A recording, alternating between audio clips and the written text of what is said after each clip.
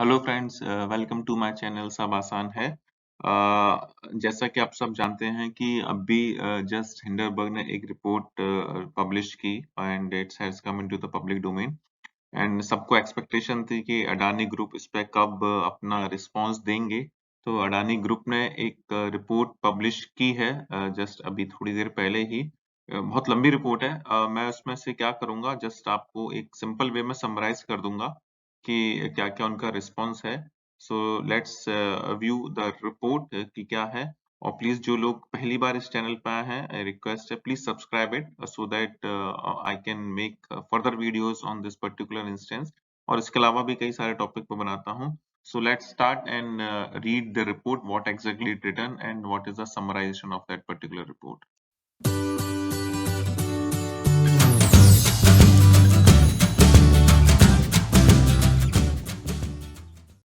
तो ये रिपोर्ट मैंने ओपन की है, मैं इसके बारे में पूरी जानकारी दूंगा। ये एक बहुत लंबी, ये 413 पेज की एक रिपोर्ट है जहां पे अदानी ग्रुप ने एक रिस्पांस दिया है अबाउट दिस। तो इसका पहले फॉर्मेट समझ लेते हैं so that it will easy for you to understand कि इसको कैसे पढ़ना है रिपोर्ट को। थोड़े फाइनेंशियल टर्म्स भी हैं but I want it to make it very much easy कि रिस्पांस आप समझ लें क्या है क्या नहीं है। इसके कंटेंट में on the top what they had given summary दी गई है कि ये समरी में बताएंगे पूरा कि क्या है and I will going to explain this below summary only, क्योंकि इसी समरी में सारे के सारे जो क्वेश्चंस रेज किए थे उसके आंसर हैं। फिर उसके बाद में इस रिपोर्ट में बताया गया है अबाउट अडानी ग्रुप पोर्टफोलियो कि क्या क्या वो पोर्टफोलियो हैंडल करते हैं। सारी की सारी चीजें मैं डिटेल में नहीं जाऊंगा because it's will take lot of time और बहुत लंबा वीडियो बन जाएगा। अभी केवल एक समरी है, अगर हाँ कुछ डिटेल में जानना है इसके बारे में I will make another video. फिर उसके बाद में जितने भी शॉर्ट सेलर एलिगेशंस दिए हैं जो A B C D E F के बारे में, वो सारी की सारी डिटेल जो क्वेश्चन रेज किए थे हिंडरबर्ग रिपोर्ट में, वो सारा का सारा इसमें दिया गया है। एंड एट द एंड ये सारे के सारे प्रूफ हैं, अनेक्स्चर्स हैं जो कि एनएससी की साइड से हैं और जो भी इनके कोर्ट ऑर्डर से सारे के सारे उन्होंने यहाँ पे अटैच कर दिए हैं।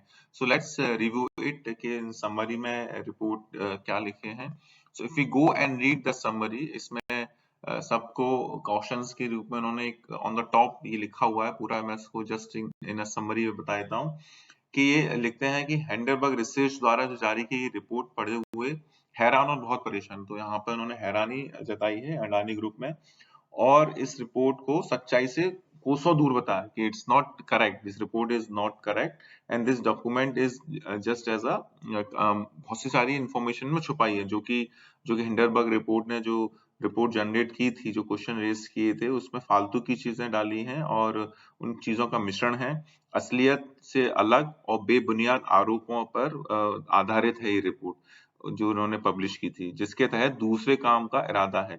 ये आपस में लाचार हैं और सिर्फ हिंडरबर्ग के लिए है जिसने एडमिट किया गया है कि वे शॉर्ट सेल करते हैं, सिक्योरिटीज मार्केट में झूठी मार्केट बनाना जिससे वो गलत तरीके से बड़े पैसे कमा सकें और बहुत सारे व्यक्तियों को पैसे से नुकसान कर सकें। तो ये एक तरह से उन्होंने ऊपर एक समरी दी गई है।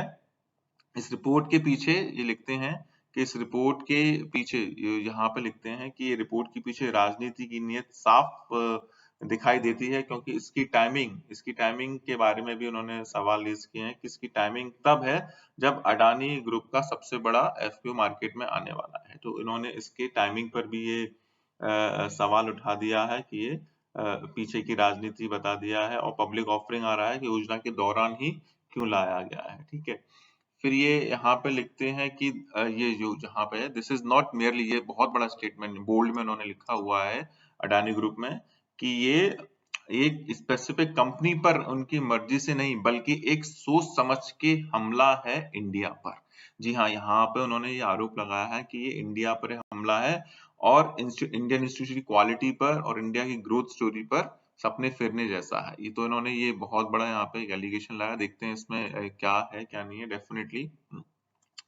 फिर ये आगे और इसके बारे में लिखते हैं कि ये सब आरोप बेबुनियाद है रिपोर्ट में और इनको हम तीन तरीके से देख सकते हैं। तीन तरह से क्या क्या देखेंगे कि एक तो ये selective and manipulative presentation matter जो कि पब्लिक डोमेन में, जो कि पब्लिक डोमेन में ऑलरेडी है वो मैनिपुलेट किया गया है, झूठी कहानियां बनाई गई हैं, कंप्लीट इसका इग्नोरेंस है। इन्होंने कंप्लीटली एप्लीकेबल अकाउंटिंग लॉ को, स्टैंडर्ड्स प्रैक्टिस को एकदम पूरी तरह से इग्नोर करा है।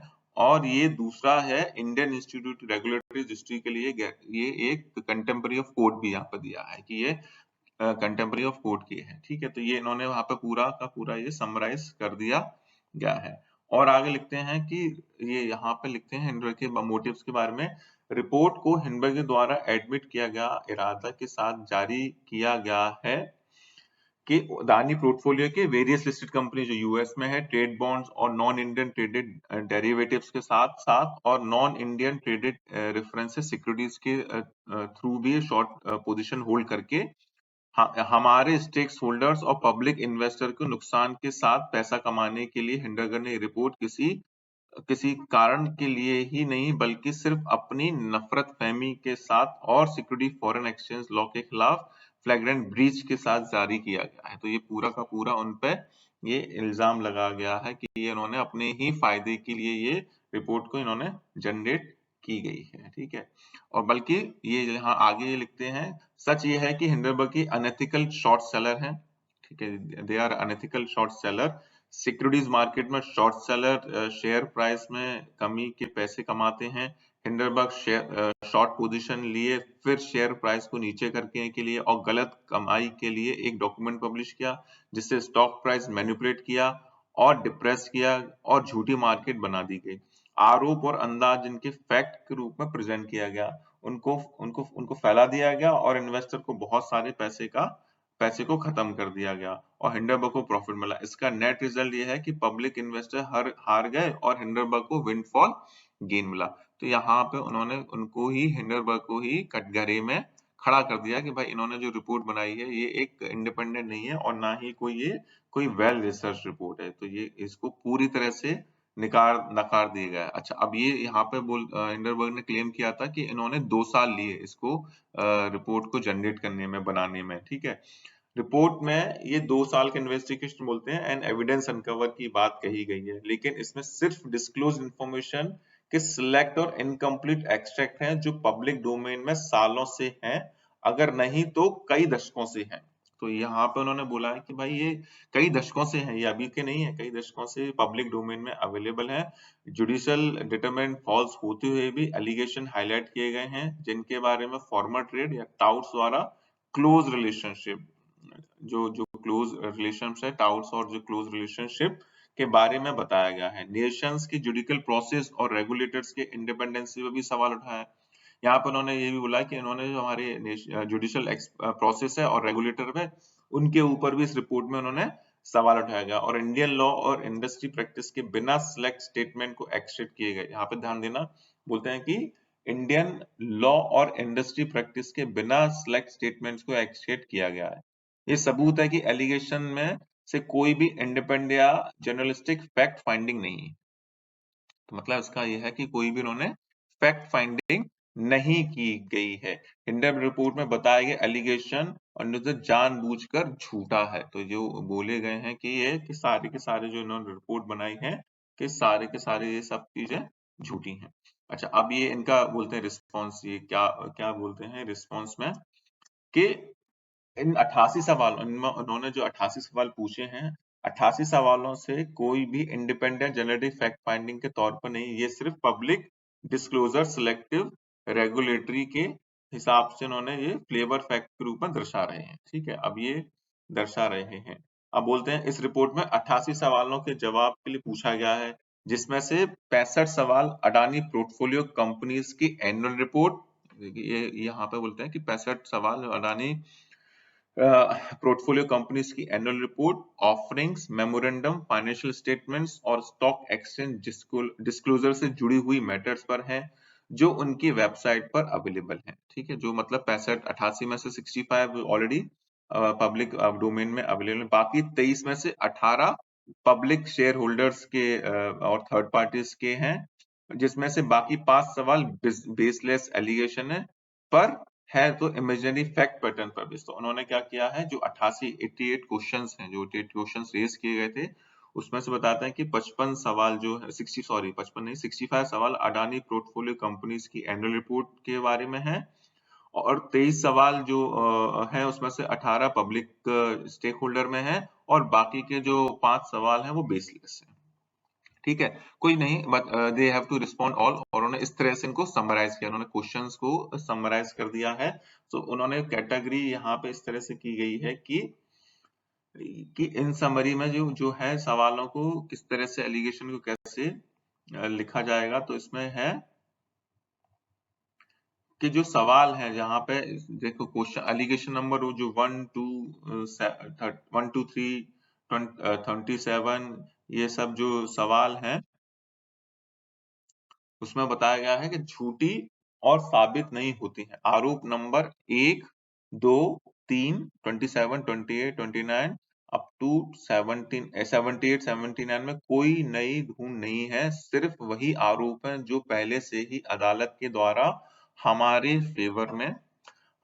फेवर में डिटरमाइन किए गए हैं, और हमें इन्वेस्टर्स और रेगुलेटर्स के साथ डिस्क्लोज भी किए गए हैं। तो मतलब ये आरोप पहले से ही हैं और उनके अडानी ग्रुप के फेवर में हैं, और ये डिटरमाइन साथ में रेगुलेटर से साथ में भी डिस्क्लोज किए गए हैं।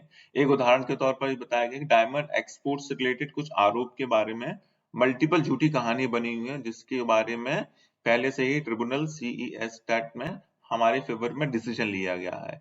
ये फैसला सुप्रीम कोर्ट ने भी 2 बार कंफर्म कर दिया है, जो हिंडरबर्ग रिपोर्ट में बेवजह तौर पर इग्नोर और छुपाया गया है। तो मतलब ये जो उन्होंने क्वेश्चन रेज किया था about the diamond part, which is saying that it's a false narrative and which is already been disclosed by the Supreme Court, and which is not been which is hide, मतलब जो कि Hindenburg report ने जानबूझ के उसको hide कर लिया। तो उन्होंने उस चीज को उन्होंने बताया नहीं है कि भाई ये क्या था और क्या नहीं है।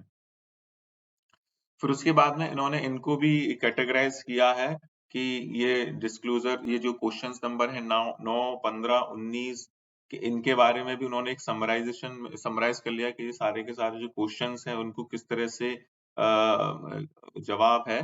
तो देखो ये क्वेश्चंस इसमें है, इसमें लिखते हैं कि अडानी एंटरप्राइज के ये सारे के सारे क्वेश्चन में पढ़ नहीं रहा, लिखे हुए हैं यहाँ पे, बस इसको समराइज करता हूँ मैं एक आसान लैंग्वेज में। लिखते हैं अडानी एंटरप्राइज के फाइनेंशियल स्टेटमेंट से डिस्क्लोजर्स को सिलेक्टिव रिपीट करके, ठीक है, इनको सिलेक्टिव रिपीट करके बायस पिक्चर पेंट करने की कोशिश की गई है। ये डिस्क्लोजर पहले ही थर्ड पार्टी द्वारा अप्रूव किए गए हैं, और जो इनके रिव्यू करने के लिए क्वालिफाइड और कॉम्पिटेंट हैं, ठीक है, और and our applicable accounting standards और एप्लीकेबल लॉ के साथ में वो सारे के सारे मैच करते हैं। अच्छा, एक और इसमें इंसिडेंट जो बताया गया है कि इसमें ये लिखते हैं कि 41 एलिगेशन जो 41 है उसमें इसमें एक इंसिडेंट है, फॉल्सी क्लेम करते हैं कि इमर्जिंग मार्केट इन्वेस्टमेंट DMCC ने महा इमर्जन को USD 1 बिलियन लोन दिया। ठीक है, सच तो ये है कि इमर्जिंग मार्केट ने महन एनर्ज के एक USD 1 अनसस्टेबल डेप्ट को उसके लेंडर से USD 100 के लिए एक्वायर किया था, रेजोल्यूशन प्लान के तहत जो नेशनल कंपनी लॉ ट्रिब्यूनल द्वारा अप्रूव किया गया था। इंडियन बैंक्रप्सी कोर्ट के तहत ये माला फिदे अटेम्प्ट्स की है कि बोना बोनाफाइड ट्रांजैक्शन से क्वेश्चंस करने की जो फुली डिस्क्लोज और पब्लिक डोमेन में अवेलेबल है, और स्टेक होल्डर्स और पब्लिक के दिमाग में डाउट क्रिएट करने की इन्होंने कोशिश की गई है। सच बात तो यह है कि हिंडरबर्ग के इंटेंट क्लियर है, कॉर्पोरेट गवर्नेंस के साथ कंप्लायंस ना होने वाली स्ट्रक्चर सजेस्ट करने से।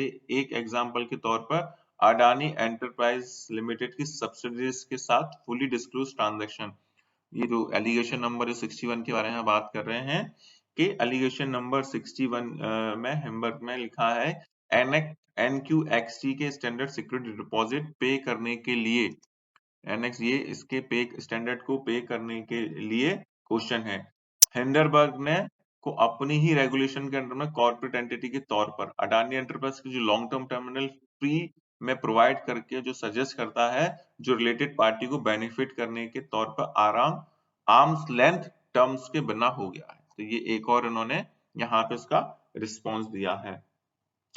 फिर उसके बाद में ये आरोप जो ट्रांजेक्शन्स बताए हैं कि क्वेश्चन नंबर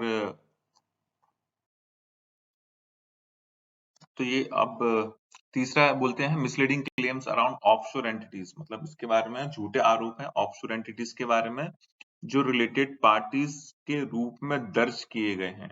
सरकारी कानून और स्टैंडर्ड को भी ध्यान ना दिया हुआ है। रिपोर्ट के हिसाब से आरोप नंबर 4, 4, 36, 37 एंड 39 ऑफशोर एंटिटीज के बारे में। ये सवाल बिना किसी सबूत के और सिर्फ असामयिक अनुमानों पर ही बना इंडियन लॉस के बारे में बिना समझे, ये एक रेकलेस स्टेटमेंट है। तो यहाँ पे इन सवालों को पूरी तरह से उनके खारिज कर दिया गया है कि भाई ये एकदम तुम्हारे जो सवाल थे इसमें वो कोई मतलब नहीं रखते हैं। ठीक है, उसके बाद में इनका है एक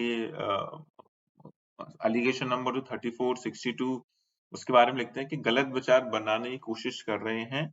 अडानी ग्रुप की नियत कार्यक्रम के बारे में है।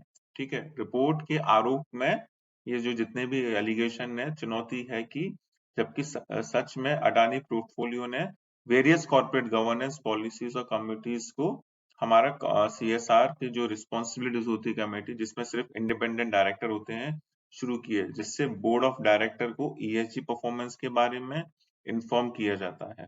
हमारा ईएसजी अप्रूव एक वेल थॉट प्रोसेस और गोल्स है, कमिटमेंट्स और टारगेट पर बेस्ड है, जो इंडिपेंडेंट एश्योरेंस प्रोसेस से वेरीफाई कीजिए। एक उदाहरण के तौर पर रिपोर्ट अपनी नियत को दिखाती है कॉन्वोलेटेड स्ट्रक्चर और सब्सिडीज की मल्टीप्लिसिटी के सवाल के जवाब में, जबकि सच में इंफ्रास्ट्रक्चर बिजनेस में खासकर इंडिया में ऐसा बड़े भूगोल के साथ सभी बड़ी बड़ी कॉर्पोरेट ऐसा ही करते हैं क्योंकि प्रोजेक्ट अलग अलग एसपीवी में हाउस की जाते हैं और ये लेंडर पर्सपेक्टिव के लिए लिमिटेड रिकोर्स प्रोजेक्ट फाइनेंस के लिए और कई बार स्पेसिफिक रेगुलेटरी रिक्वायरमेंट्स के लिए रिंग फेंस होना चाहिए। उदाहरण के तौर पर ट्रांसमिशन प्रोजेक्ट इंडिया में टैरिफ बेस्ड कॉम्पिटिटिव बिडिंग के अंडर अवार्ड की जाती हैं।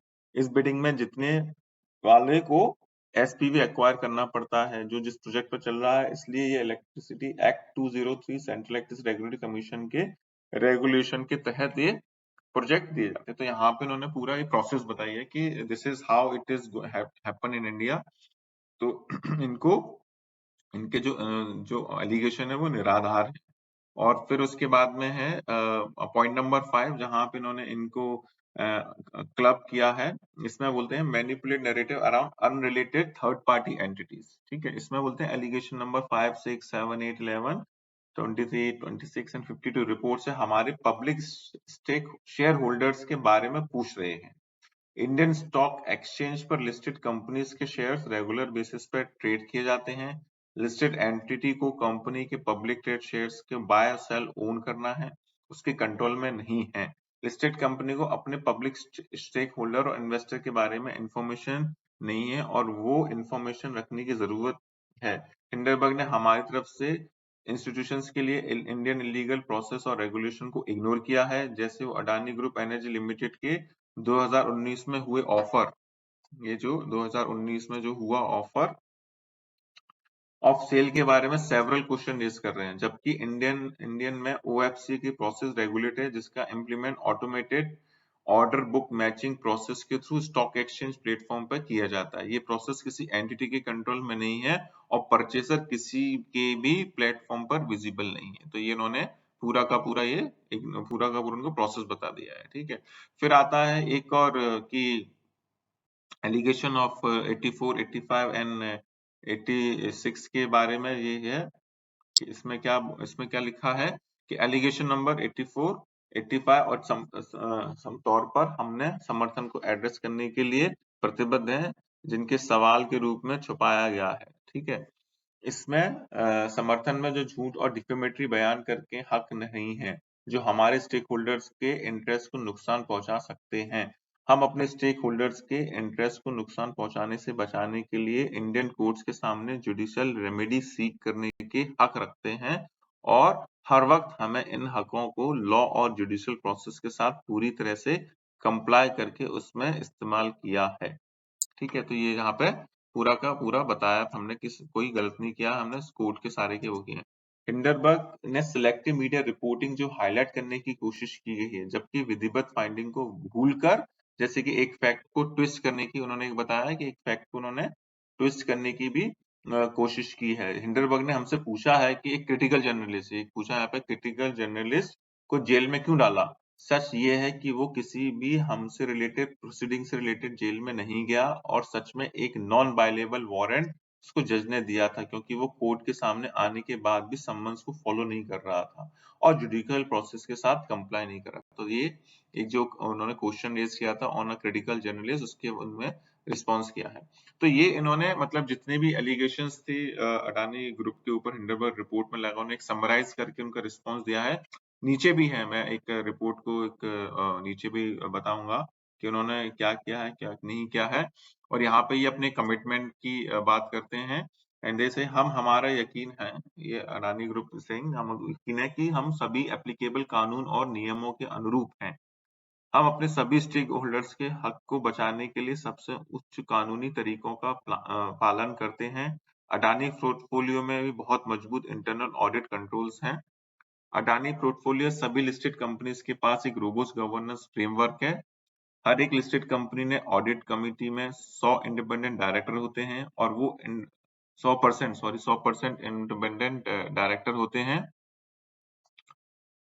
ये हाँ, 100% इंडिपेंडेंट डायरेक्टर होते हैं और वो इंडिपेंडेंट डायरेक्टर के द्वारा चेयर की जाती है। स्टैट्यूटरी ऑडियंस सिर्फ ऑडिट कमेटी के द्वारा ही बोर्ड ऑफ डायरेक्टर के रिकमेंड किए जाने पर बनाए जाते हैं। अडानी पोर्टफोलियो की कंपनीज ग्लोबल बिग सिक्स या रीजनल लीडर्स को ही स्टैट्यूटरी ऑडिटर्स के रूप में रखते हैं। अडानी पोर्टफोलियो और अडानी वर्टिकल का फोकस देश की सेवा और इंडिया को दुनिया तक पहुंचाने का है। तो ये अपना एक बोलते हैं कि हम एक इंडिया को ग्लोबल लेवल पे लेके जाना चाहते हैं। अडानी कहते हैं हम अपने स्टेक होल्डर को हकों को बचाने के लिए सभी अप्रोप्रिएट अथॉरिटीज सामने तरीके ढूंढते रहेंगे और हम हिंडरबर्ग रिपोर्ट के एलिगेशंस के कंटेंट से रिलेटेड किसी भी तरह के जवाब देने के लिए अपने हक रिजर्व रखते हैं। तो इन्होंने यहाँ पे पूरी तरह से एक अपना स्टेटमेंट दे दिया है। क्या है साथ में ये नीचे एक इनकी रिपोर्ट में पब्लिश है अबाउट अडानी पोर्टफोलियो, ये इनका पूरा का पूरा पोर्टफोलियो है, मैं इस पे नहीं जाऊंगा। फिर उसके बाद में इन्होंने क्या किया है, हर एक क्वेश्चंस का ये पोर्टफोलियो के बाद में ये एक प्रोसेस बताई है उनकी, क्या इंटरनल प्रोसेस रहती है। हाँ, फिर उन्होंने यहाँ पे जो एलिगेशंस थे उनका एक यहाँ पर रिस्पॉन्स दिया गया कि ये डिस्क्लोज डिस्क्रेडिट डिसअप्रूव्ड एलिगेशंस हैं। ये एलिगेशंस ये हिंडरबर्ग रिपोर्ट में जो दिए गए थे अडानी गौतम अडानी के छोटे भाई राजेश अडानी के लिए, वो भी इन्होंने एक कॉमन रिस्पॉन्स यहाँ पे इनको दिया है। And then they are asking कि रिफर टू दीज अटैचमेंट, और अनेक्शर में अब जाके आप देखेंगे तो ये सारे के सारे अनेक्शर मिल जाएंगे। तो मैं अब इनके डिटेल नहीं जा रहा, बट हाँ as a summary what I had showcased it to you कि ये इनका रिस्पॉन्स रहा है। एंड लेट्स सी, ये पूरी की पूरी रिपोर्ट मैं एक इसको अपने लिंक में भी डाल दूंगा डिस्क्रिप्शन में, so that those who want to go through this particular report they can go through it. I hope that I have able to summarize it, and let's see what this go further. Thank you for watching it, and I hope you got some more clarity on the response from the Adani.